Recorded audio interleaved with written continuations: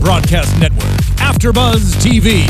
Over 20 million weekly downloads in over 150 countries, and your number one source for after-show entertainment.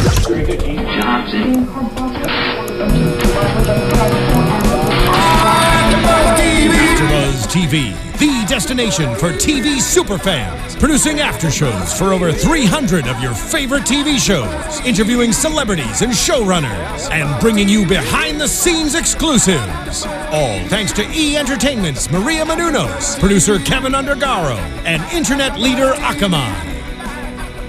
Now, let the buzz begin!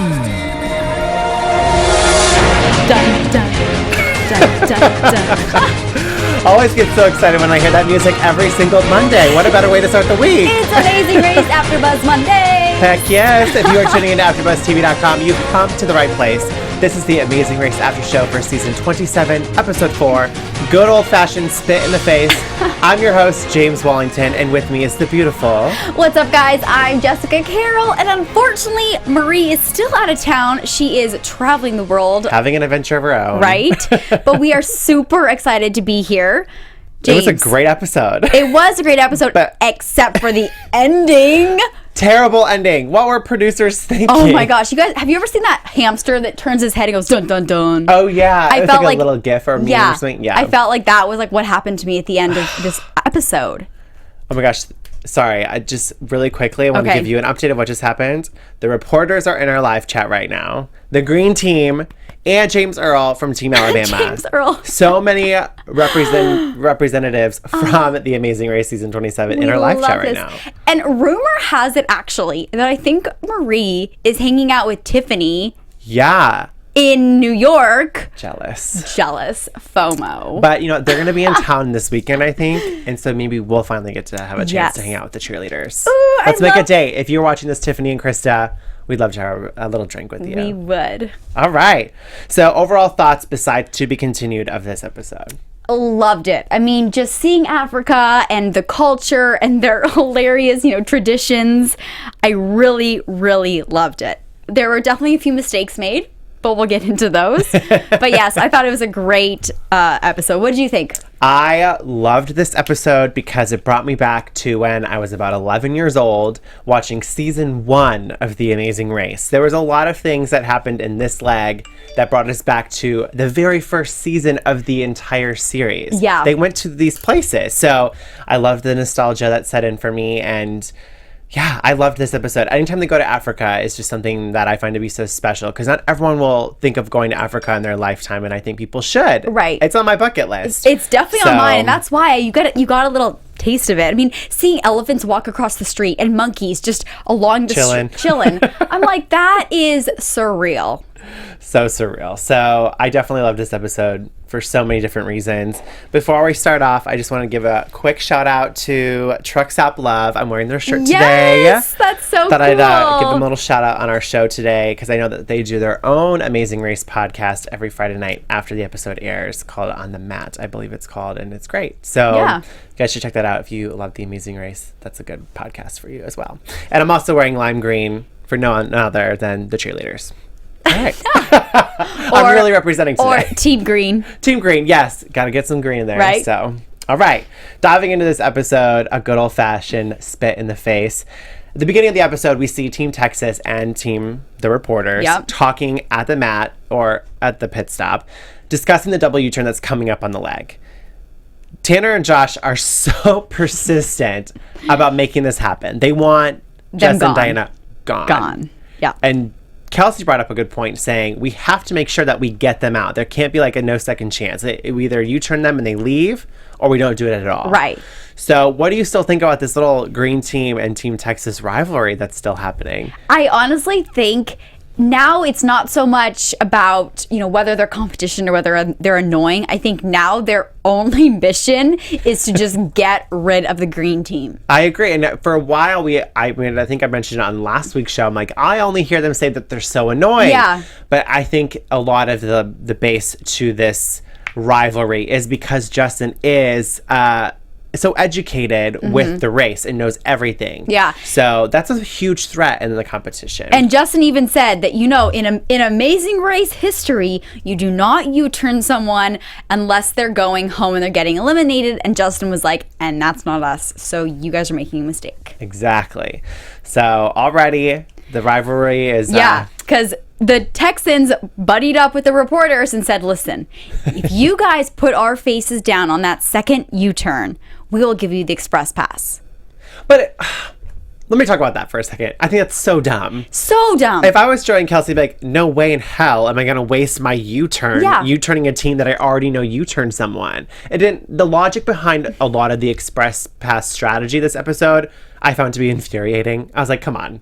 There's just not a lot of well thought out plan to this. But see, that shows that Tanner and Josh, even though I love you two, you guys aren't as Amazing Race educated as, you know, the other teams, because, you know, Justin and Diana, they know what they're talking about, and they were like, why are you doing this? Right. And us, I'm sure James, like, I was like rolling in my eyes. I was like, oh, why are you making this deal? But who knows? And it did bite them in the butt. But that's okay. We'll talk about that a little bit later. Once the leg starts, teams get their route info that tell them that they need to travel to Livingstone, Zambia, the home of Victoria Falls, which was the first ever location visited in the entire series. Got to give that shout out once again. And it's one of the 7 natural wonders of the world. And it was gorgeous. Beautiful.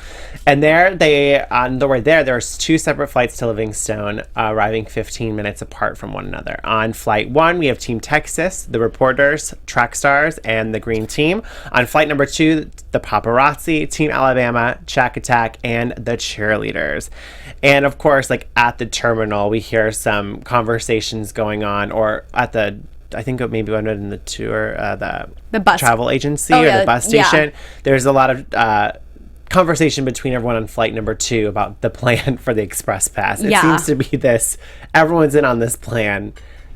Yikes. And we also saw, once again, the paparazzi really arguing. I mean, they are like full on arguing, and it kind of scares me because communication is so important in this, in Amazing Race. Absolutely.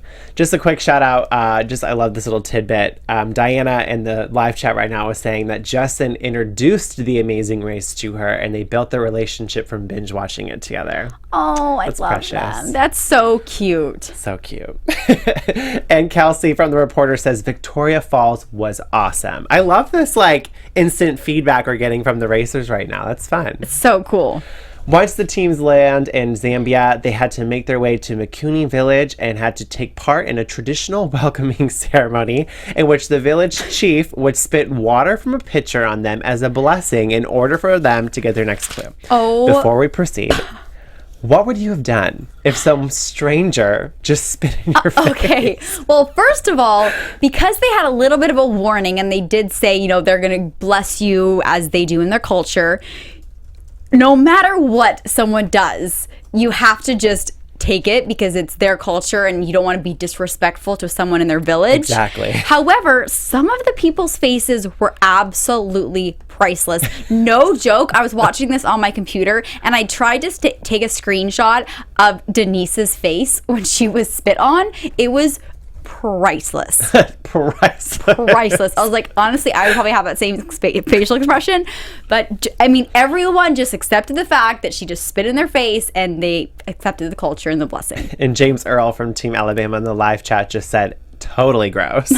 And it seems like a lot of the people that are watching also agree, totally gross. But again, going back to what you said, it is the tradition of where you are visiting, and how cool, like being in that culture and experiencing it firsthand, it would kind of be like a humbling experience. So yeah, I love it. Yeah. So once the teams get spit in the face, I think that would be the only time that it would be appropriate for someone to spit in your face. Yeah. Really? Like, what kind of village is this? But anyways, moving on. It's only appropriate to spit in someone's face when it's a blessing. When it's a blessing. She has some very special spit. Some holy water spit. All right. Moving forward, the Clue instructed them, after they got spit in the face, to travel to Batoka Aerodrome and pick up their next clue, which brought the teams to their roadblock. The Clue said, "Who wants to rise above the smoke that thunders?" Immediately when I heard smoke that thunders, I'm like, okay, waterfalls, right. Of course. Had I not known that they were going to Victoria Falls, but that makes the most sense. What did you think of this roadblock? I would have died and gone to heaven. First of all, seeing that gorgeous waterfall, and I'm not scared of heights, so I love skydiving, I love bungee jumping, I love doing all that stuff. So I would have, if I let my other partner do this, I would have been super jealous. So I would have loved to do this. I would have been so bitter in the taxi cab to the next, route marker. If, let's say I was on the race with my mom or boyfriend and they had done it, I would have been so bitter. So bitter. So jealous. Although I do hate heights, so it would be like... You would have been like Diana, overcoming your fear. Yes, I would want to overcome my fear. It would be such a cool way to overcome my fear. Yeah. It's better than bungee jumping. Yeah, exactly. And I really liked how, everyone who did do this roadblock went up there. They knew that they had to find the flag, but they really took in the moment and they appreciated the scenery. They saw the flag, and then I think it was Jasmine. She was like, you know what? I found the flag. Now I can just enjoy this and feel like I'm flying. But speaking of Jasmine, I was a little confused. Maybe it was the way it was edited, or maybe I didn't hear it right.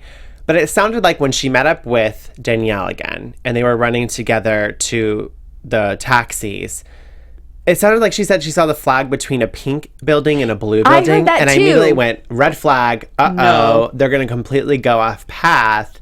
And then they ended up crossing the border, and then they ended up seeing it on the bridge. So I would just like to know, maybe from them eventually, what really happened with this? What flag did you see? Right. Because no one else said they saw a flag with a red and blue building. Well, there was pink and blue building. There was no buildings even around. It was literally in the middle of a bridge.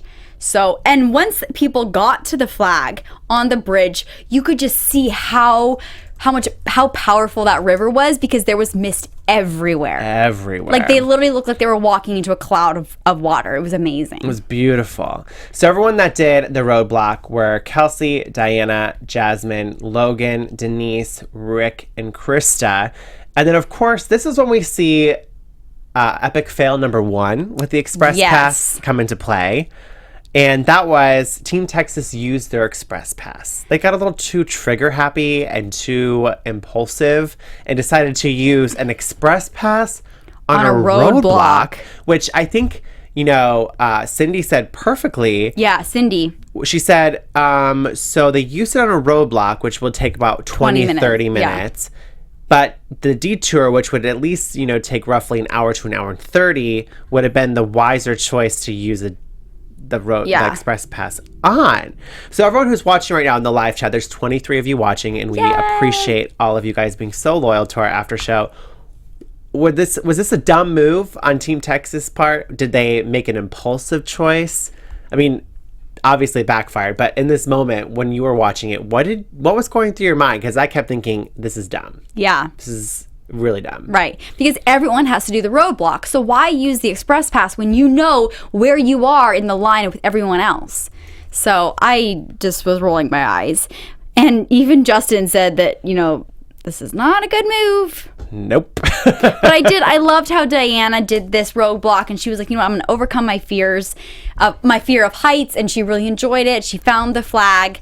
And even Kelsey and Joey, as they were crossing the bridge, they took a moment to exchange a little kiss. It was so cute. So cute. And we saw a little bit more strategy talk, but this time more so from Justin than Team Texas, where there's a conversation that happened between Justin and Joey while they were waiting for their ladies to do the roadblock about how they should form an alliance. Yes. And Joey's like, hey, we're playing both sides, which I don't think is a bad strategy of puppet mastering, if you will. That was the hashtag. So I think Joey and Kelsey are kind of in a really good spot. No one's eyes are on them. They're playing both sides of this rivalry. So I think they're sitting pretty. They're in a good position right now. They are. And I did not see this coming from them. I thought that they, would I don't know, but it's a very smart move. Why make enemies when you don't need to? You can now, both teams think that they're on their side. They're playing both cards.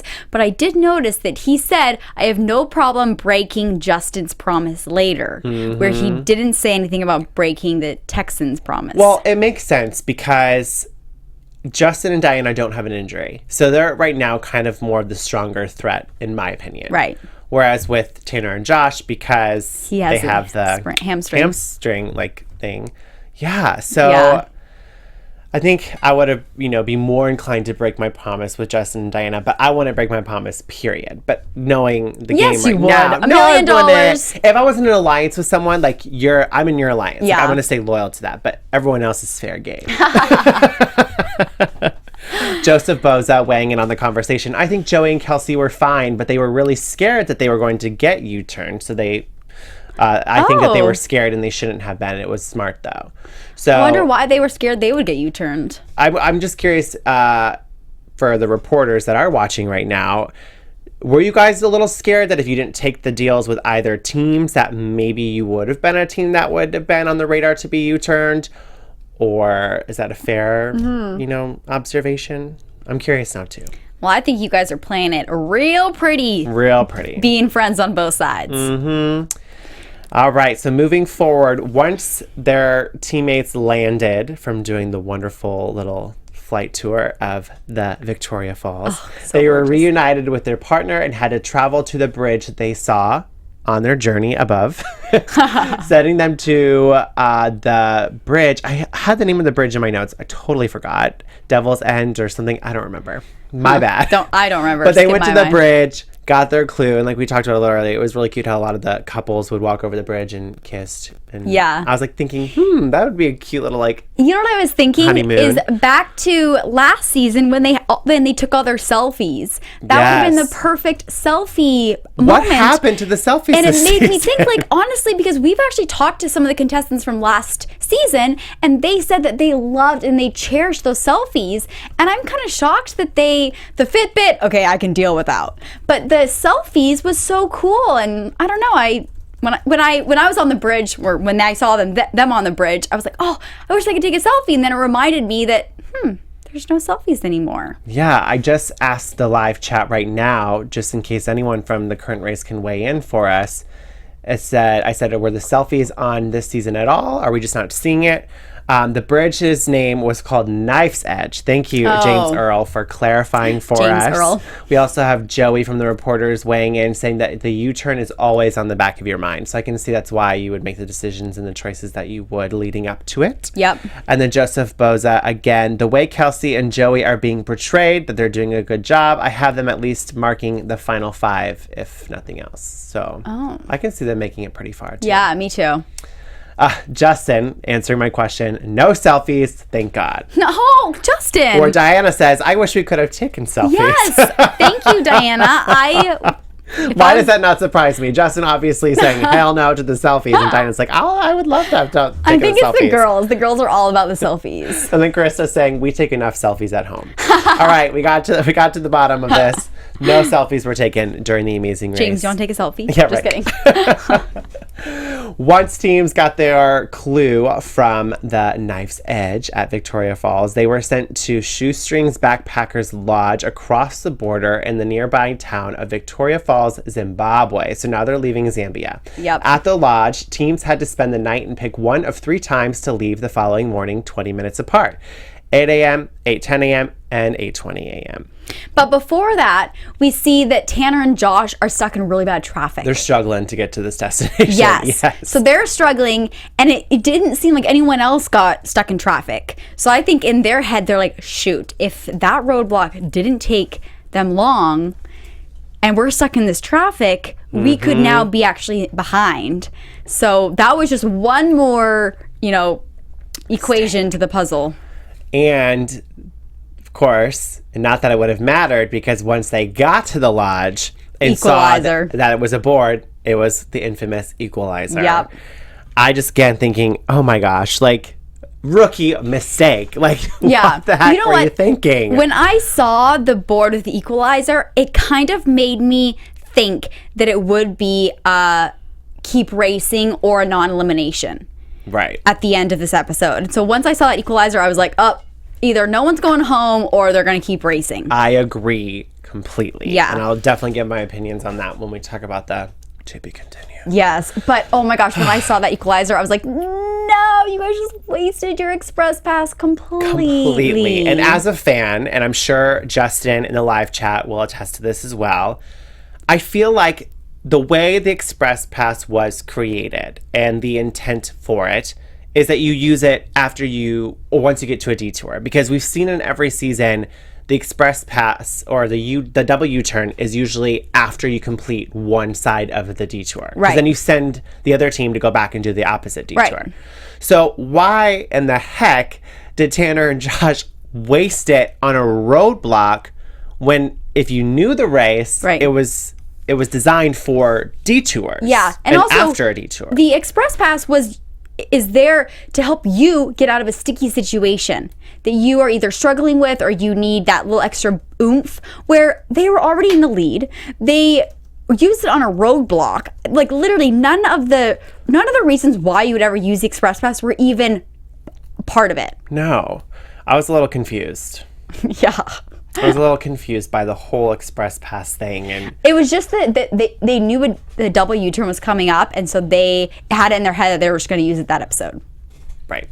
So everyone in the live chat right now, we want you guys to weigh in on the conversation. Was it a rookie mistake for them to have used it on a roadblock as opposed to a detour, when knowing the race after you complete a detour is when the double U-turn would be there? Was it a rookie mistake? In my opinion, it was. Maybe they didn't know. Like, maybe they thought it would be before the detour. Well, Justin just said, I would have never played an express pass on the roadblock. Yeah. Cool. Well, I love the conversation going on in the live chat. So much is happening. It's hard to keep up, but we're managing here. Moving forward.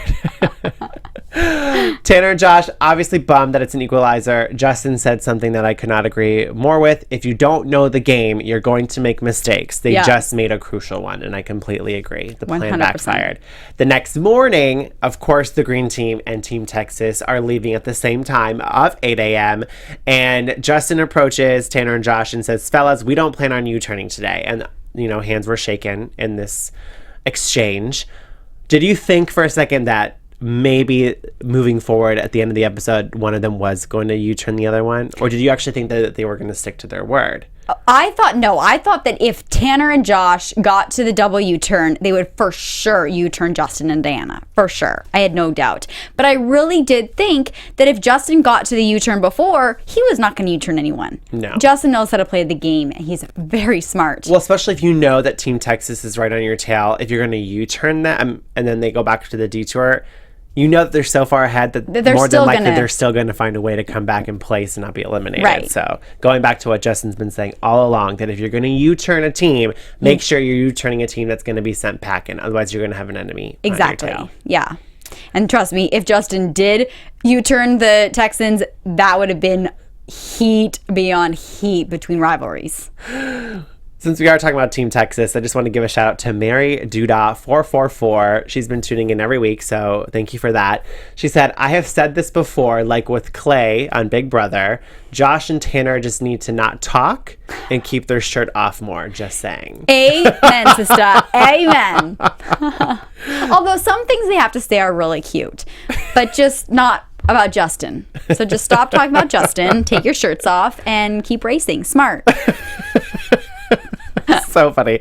Justin did weigh in on the conversation saying, we always intended on keeping our word to them. Clever edit made it look like I said otherwise. So, Justin, you're good for your word. You get the race. We can see that you're good with your word for sure. At 8:10 a.m., the reporters and Shack Attack left. 8:20, the last 4 teams, Alabama, track stars, cheerleaders, and paparazzis.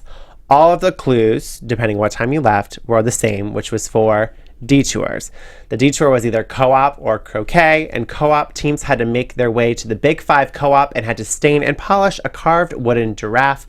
When it was properly painted and dried, a wood carver would give them their next clue. In croquet, teams made their way to Victoria Falls Hotel and had to play croquet, scoring 5 points against professional players to receive their next clue. Jess, which detour would you have done? Co-op or croquet? So first of all, when I think of croquet, I think of golf, and I am absolutely horrible at golf. So I probably would have done the wood one just because, I'm good with detail and I'm artsy crafty. But after looking at them, I wish I did the croquet because it seemed a lot easier, a lot faster. And 5 points between two people, that's pretty easy to do. Completely. So, gut instinct, I would have gone with wood, but overall, I would have probably wished I went with croquet. I would have done croquet, hands down. It was a popular game with my family growing up during summer vacations. Whenever we went camping or just enjoying a summer day in the backyard, we would play croquet. So I would totally have done croquet. And like you said, it just seemed like the faster detour. Sure. Everyone in the live chat, it seems across the board that everyone is saying croquet. Croquet, yeah. Yes. We will agree with that. Definitely and you know what? You could get through croquet. Like, honestly, if you did it the Happy Gilmore style, you could still get 5 points. So it wasn't. Sorry that I'm laughing. James Earl in the live chat says, I watch enough HD TV to know not to stain wood. Yes. Hilarious. That's so funny. So the co-op, we'll talk about the co-op part of the detour because this was one where we didn't see any teams leave. Right. Because everyone who did croquet already either accomplished it or got to the pit stop already. Yeah. So the co-op part of this detour was Shack Attack, cheerleaders, track star, and paparazzi. So everyone who kind of left in the last group. Yeah. Besides Shack Attack went there, and Alabama didn't go there. But yeah, majority of the last group went to co-op. I don't know if I could have handled scrubbing it with a toothbrush. No way. I don't care how much of a dentist you are, Cindy. It's still, this is not scrubbing teeth. This is scrubbing a big thing of wood shaped like a giraffe. And then having to wait for it to dry and fan, I would have been pulling out my hair. That would have been the worst. Oh my gosh.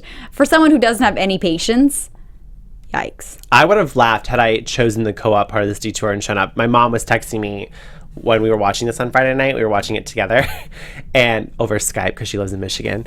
But she was literally like, oh my gosh, our Aunt Barb and Uncle Doug they lived in Kenya, Africa for a while. And they have a huge, same carving of a giraffe. Yeah. And it's so, the detail of the paint on it is so intense that I was just thinking, watching them do this is like, now I know how much work goes into the giraffe that's in my aunt and uncle's living room. So yeah, I think that would have been a little intense. I would have liked to have known. Maybe someone in the chat can weigh in. Maybe not till next week, but just how long. Maybe we'll find out next week how long the co-op detour actually took the teams to complete. It seemed like a long time. A long time. It seemed like the biggest problem was letting it dry. Yeah. Every team seemed to be wasting so much energy on just fanning their wood down. That came out wrong. The croquet would have been way more fun. And the cute little outfits you got to put on. Yeah. That choice. Now, the croquet part of the detour was Team Texas, the green team, the reporters in Alabama. Everyone who did this part seemed to be doing it with flying colors. Yeah, easy. No one seemed to be really struggling. Easy breezy. And Team Texas and the green team obviously were kind of neck and neck. At the front of the hotel waiting for a taxi, I was thinking, oh my gosh, this is make it or break it. Yeah. Are one of these teams going to U-turn the other? Who's going to get to the U-turn first? What were you thinking in those moments? It was literally, going to be another foot race, I thought, for sure. I was getting a little nervous. I was sweating a little bit. Yeah. I was rooting for the green team in that moment. Me too. Yeah. For sure. I really wanted them to do well. Yeah. So, of course, once the teams finished their detours, the crew directed them to Rose of Charity Orphanage for the pit stop, which was also the location for the double U-turn. But before checking in, teams were asked to donate money to the orphanage and were informed that the next leg was to begin immediately. So Justin and Diana get to the Rose of Charity Orphanage first, got onto the U-turn mat, and decided not to U-turn anyone. Playing it safe, taking the high road, loved sticking to their word. That choice. Yep. They check in with Phil, donate all of their money to the Rose of Charity Orphanage, which I loved. And then Phil was like, I'm happy to tell you you're the first team, but you're still racing. Yeah. And I was like, no. This is going to be a to be continued episode. And I'm already mad about it. I know. Especially because we don't know where any of the other teams are.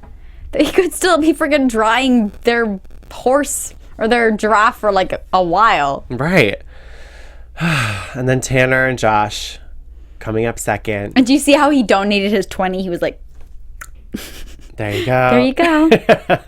And they didn't U-turn anyone else, which, of course, why waste your U-turn when the team you want to U-turn already checked into the pit stop ahead of you? And then Phil goes, all right, you got to hand over your express pass. Who are you going to give it to? Crazy. Dun, dun, dun. To be continued. Well, because now the dilemma is, obviously the agreement that they made with the other teams was whoever U-turns the green team, that if we don't do it, whoever U-turns the green team will get the other part of our express pass. And no one did. But now that the green team wasn't U-turned, and the fact that they wasted their express pass, who do they give it to? I don't know. They don't want to pick favorites, clearly.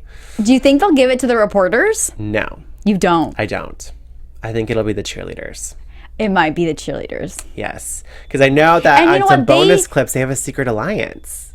And oh, really? Yeah. Oh, and also the cheerleaders need it. So if they really are, thinking out for the girls, then that would be a smart move. I agree. Smart hand-me-down. Well, yeah. Well, now that we know it was a to-be-continued episode, boo. Thumbs down.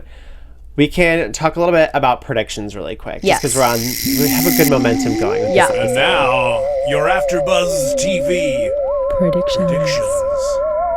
All right. And we know it's a to-be-continued episode. Do you think first question, do you think anyone is going to use the double U-turn on a team that's behind them?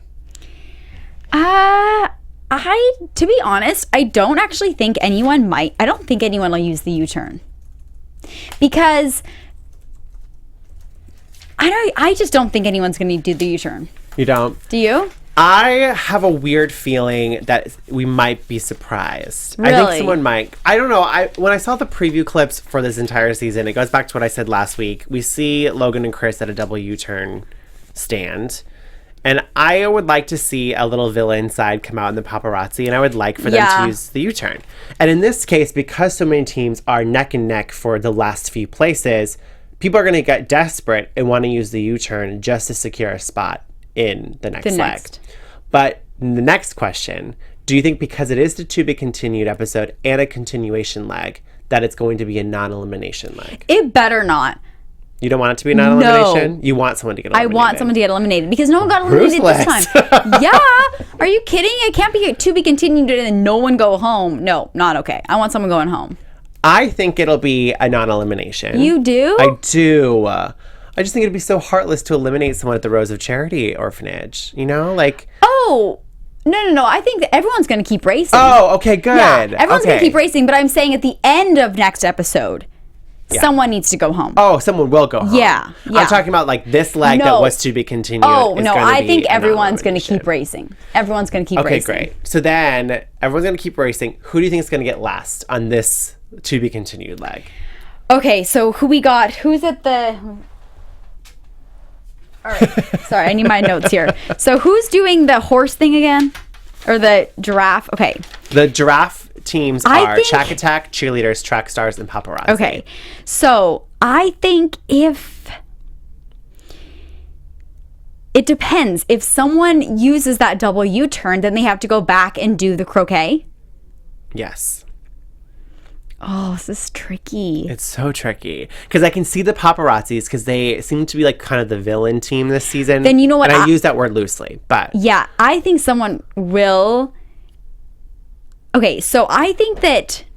Honestly, I think Logan and Chris might U-turn someone. And then if they U-turn someone, I think it would be Shack Attack or the Track Stars. But I think Shack Attack is going to get there before Logan and Chris. Because they're almost done with their giraffe. They were already drying it.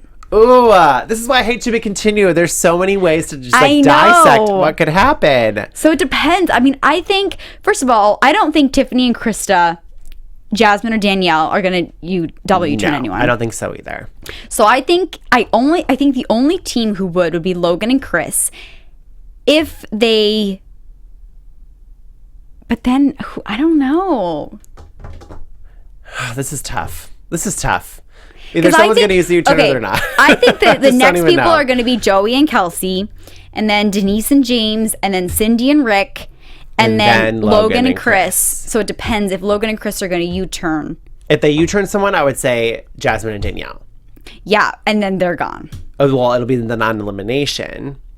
Right. And then their next leg... they'll be way behind. They might be way behind, and then they could be the ones eliminated. Yeah. I just don't think the track stars, I think they're in trouble. And someone also just said in the chat, track stars in trouble. Scarpen said that.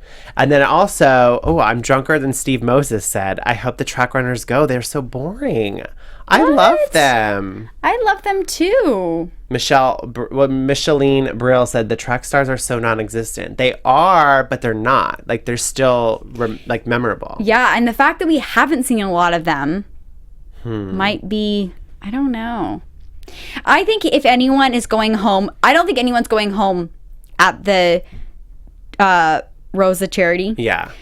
But I think at the end of next episode, I think it'll be either the cheerleaders or the track stars.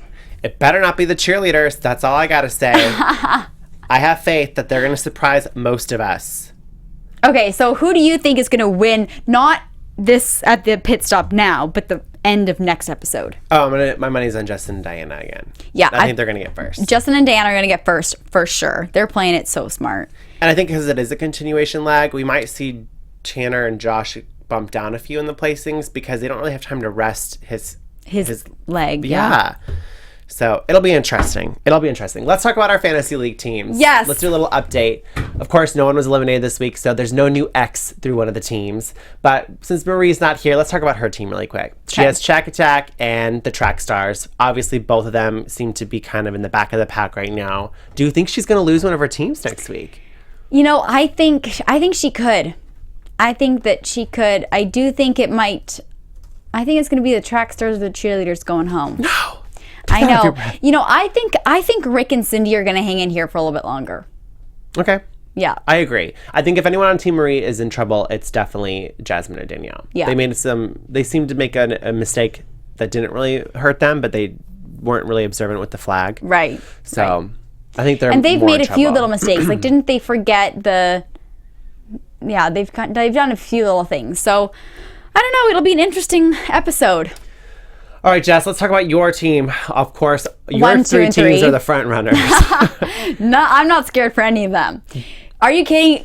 Kelsey and Joey are playing the game smart. I have to let you know, they're actually one of my favorite teams. I love them. They're one of my favorite teams this season. At first, I couldn't really read them, but now you're starting to see more of their personality, and Yeah. I really like them. They're so sweet. Tanner and Josh, I really hope that his injury doesn't. Like you said, he doesn't have time to rest, so I hope that doesn't play into it. And freaking Justin and Diana, they are just killing it. They're A+. Okay. I do think that the rivalry between the two of them will be the demise of Team Jess at some point during the race. Don't say that. What about you? Do you think that your paparazzos are going to... I don't think the paparazzis are going to go home. A lot of people in the chat are saying that they think they're going to get last place, but I don't know if they will.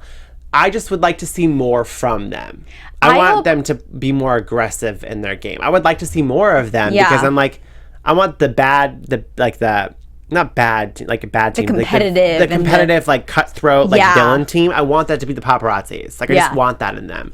So I'm not ready to say goodbye to them. They're not as nosy as I thought they'd be. Like, paparazzi are like always in your face and like wanting to know. They're kind of... That's what I'm saying. I want them to be more aggressive. Yeah. And the one thing that I really hope that communication doesn't get in the way with the two of them, because they argue a lot. Agree. So we'll see what happens with Logan and Chris. And James Earl. James Earl and Denise, again, they're all-stars. Like, I just love the two of them so much. Denise is hysterical. James Earl, you and your mom, God bless you. You guys are just literally entertainment. I just love both of you so much. And then the cheerleaders, you make me worried every single week. I tell you this, you guys make me so worried, but I do have faith in you ladies. Yeah. I think Come on, girls. You'll continue to surprise people, and I hope that Tanner and Josh do the Texas Southern Gentleman thing and give you guys the express pass. That would be nice of them. Awesome. All right, well, let us know what your guys' predictions are in either the comments, and make sure to give this video a thumbs up. Thumbs up. Yeah, we have 21 people watching right now and only 14 thumbs up. So I'm a little disappointed. That means 7 people watching the show are being stingy and not giving us a thumbs up. And also, let us know whose fantasy team you are rooting for. Team James, Team Marie, or Team Jess? Obvious. I'm on Team Jess. I'm not gonna lie. It's insane. But that kind of wraps things up. Jess, where can they find you on social media? You guys can find me at DressJessXO, and I will be posting a little fun Halloween DIY video, so you guys can check me out on my YouTube channel. Definitely check out our YouTube channel. Yeah, it's just Jessica Carroll DressJessXO. Perfect. And I'm going to talk about my YouTube channel as well. I just made a trailer. I love to travel. That's no secret. So I wanted to play this little clip for you guys to hopefully get you, I don't know, excited to head over to my YouTube channel and possibly subscribe to follow me. It is adorable. All right, well, here's the clip. Hi guys, I'm James Wallington and welcome to my YouTube channel. I love adventure traveling, which is why I was inspired to start my own YouTube channel called Where's Wallington? Traveling is fun when I go by myself, but it's even more fun when I take Bae on trips with me. Hi. So throughout our entire relationship, we have had this running theme of take Bae on trips. Take Bae on trips. Where we save up all of our money and we do fun and exciting adventures together. Which is why traveling is so fun when you share it with someone that you love. It makes it that much more special. What can you expect from Take Bae on Trips? We will be talking about how to travel on a budget, as well as featuring all the food, the fashion, the cultures of all the places that we visit. But more importantly, the adventures that you can be having abroad, as well as in your own backyard. Because so many people think that you have to go abroad to have amazing adventures, but all you need to do is walk outside your door and create your own adventure. Amen. So make sure you subscribe to James's channel, because we're going to be doing all kinds of fun adventures together. Join us on all of our adventures in life together. Bye! Bye! Yay! Well, that's my YouTube channel for you guys. I am trying to become a travel vlogger, and I call it Where's Wallington. And now, of course, that I threw my boyfriend into the mix, it's called Take Bae on Trips. So cute. So we have a lot of fun trips planned over the next few months. So if you guys want to join in on the adventures, I definitely push you to subscribe to my YouTube channel. You can find me on Twitter at James Wallington and on Instagram at james.wallington. And of course, we'll be here again next Monday at 4 p.m. Pacific Standard Time. And we'll see you guys then. And Marie will be back. Yay! Bye, guys. Have a good one. Bye. From executive producers Maria Menounos, Kevin Undergaro, Phil Svitek, and the entire AfterBuzz TV staff, we would like to thank you for listening to the AfterBuzz TV network. To watch or listen to other after shows and post comments or questions, be sure to visit AfterBuzzTV.com. I'm Sir Richard Wentworth, and this has been a presentation of AfterBuzz TV. Buzz you later. The views expressed herein are those of the hosts only and do not necessarily reflect the views of AfterBuzz TV or its owners or principals.